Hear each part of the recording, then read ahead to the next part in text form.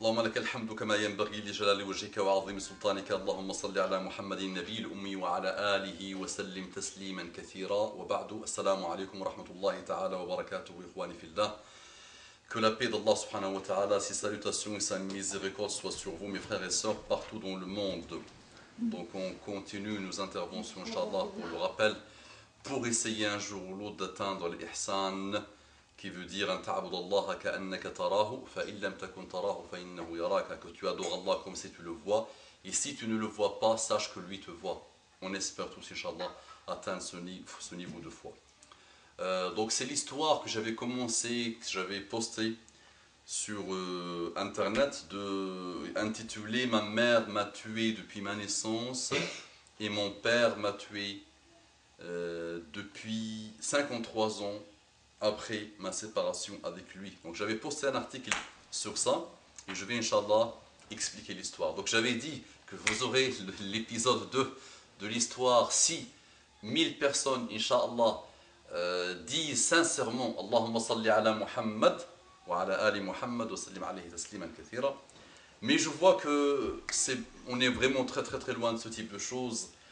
Et les musulmans colportent toutes choses mauvaises, mais ne veulent pas sincèrement fédérer leurs frères et sœurs pour connaître Muhammad sallallahu alayhi wa sallam. On continuera, Inch'Allah, à rappeler aux gens et au monde ce que c'est que Muhammad sallallahu alayhi wa sallam.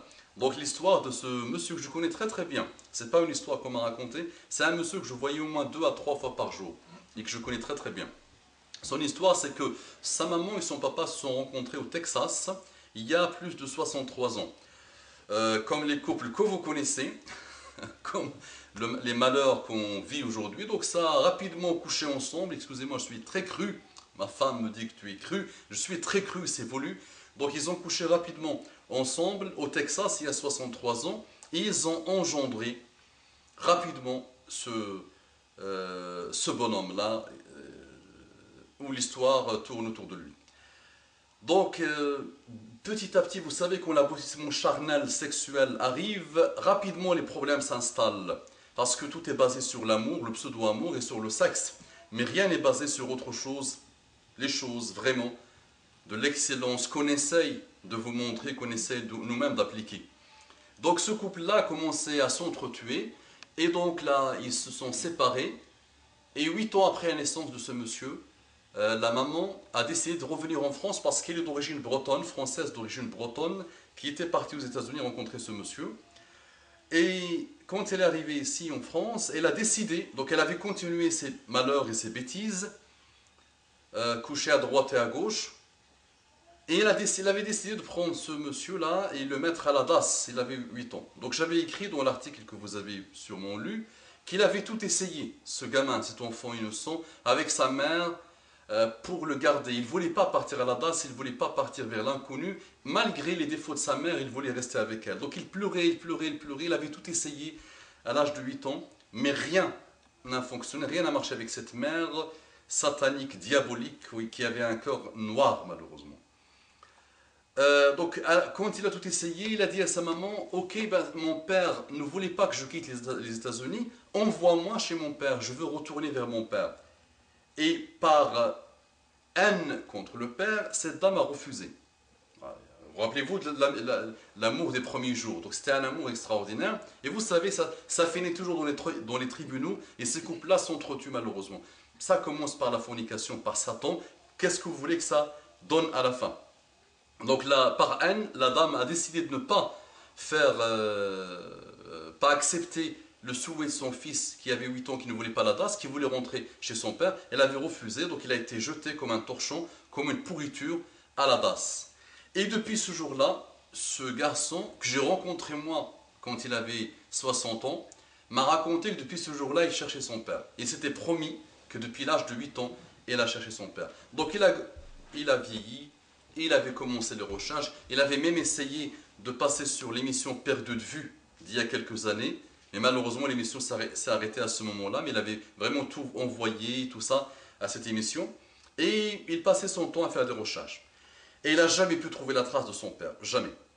Vraiment, il avait tout essayé, il n'avait jamais trouvé la trace de son père. Et c'était une souffrance pour lui. Ce monsieur, malgré tout, malgré la DAS, malgré tout, il avait fondé une famille il avait élevé ses enfants tous sont stables et tout, ils ont eu leur enfant et tout. Il avait travaillé 42 ans, il avait vraiment travaillé, il adore le travail. Je veux dire, c'est le verbe, vraiment. Il croyait en rien, et il adorait le travail. J'emploie ce verbe, lui-même le disait, il adorait le travail. Il était sérieux dans le travail, 42 ans de travail sérieux. Mais malgré ça, il avait cette souffrance, cette séparation du père et cette haine qu'il avait contre sa mère qu'il avait jetée à la DAS. Il me disait à chaque fois, je hais ma mère et je veux retrouver mon père. Tout essayait, pas possibilité de trouver son père, donc il rêvait dans son petit cœur de le rencontrer un jour ou l'autre. Et il y a un mois, il a eu l'information, son fils au Canada a mené des recherches encore plus approfondies, et son fils au Canada lui a annoncé que son père était pilote de chasse dans l'armée américaine et qu'il est mort en 1981, et il avait 61 ans. Et donc moi j'ai remarqué depuis un mois que ce monsieur, depuis qu'il a eu cette information, il n'était pas bien. Il était triste, il était pâle, il était toujours en train et pensif. Et je lui posais la question, qu'est-ce que tu as? Il m'a dit, monsieur tel, j'ai rien. Il a commencé à parler, donc il m'a dit, voilà, l'histoire que vous connaissez, monsieur tel, elle a abouti. Je sais maintenant que mon père est mort à l'âge de 61 ans, en 1981. Il était triste, vraiment triste, alors qu'il voulait le rencontrer toute sa vie.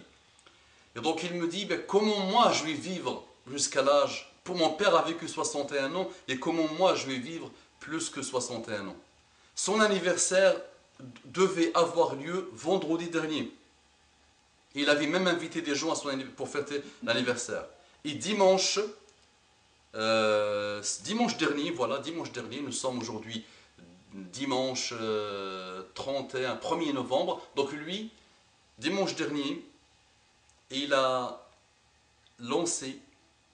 s'est lancé malheureusement dans une tentative de suicide parce qu'il ne voulait pas vivre plus supérieur à l'âge de son père, défunt.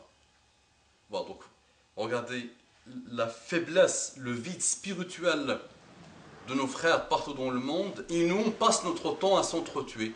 On passe notre temps à parler des savants. On n'a rien à faire aujourd'hui. Toute la planète a été guidée et on n'a rien à faire. Et on passe notre temps à parler de nos savants, à intervenir juste pour massacrer, pour casser. On voit le mal partout. Alors que nos frères partout dans le monde, nos frères en humanité, ont besoin de nous, ont besoin du trésor que Dieu nous a donné. Et on n'en fait rien. Et ce monsieur, on vient de m'annoncer qu'après 8 jours de combat avec la mort, il avait un pied dans la vie et un autre pied dans la mort, et il s'est éteint. Il y a 2-3 heures, les médecins l'ont débranché parce qu'il n'y avait plus rien à faire. Et de toute façon, s'il avait survécu, et il a eu le cœur, tout a été ravagé à cause de sa tentative de suicide, parce qu'il avait pris une grosse quantité de médicaments extrêmement dangereux. Voilà. Donc ce n'est pas des histoires qu'on raconte pour le plaisir de se les raconter, c'est pour tirer des leçons.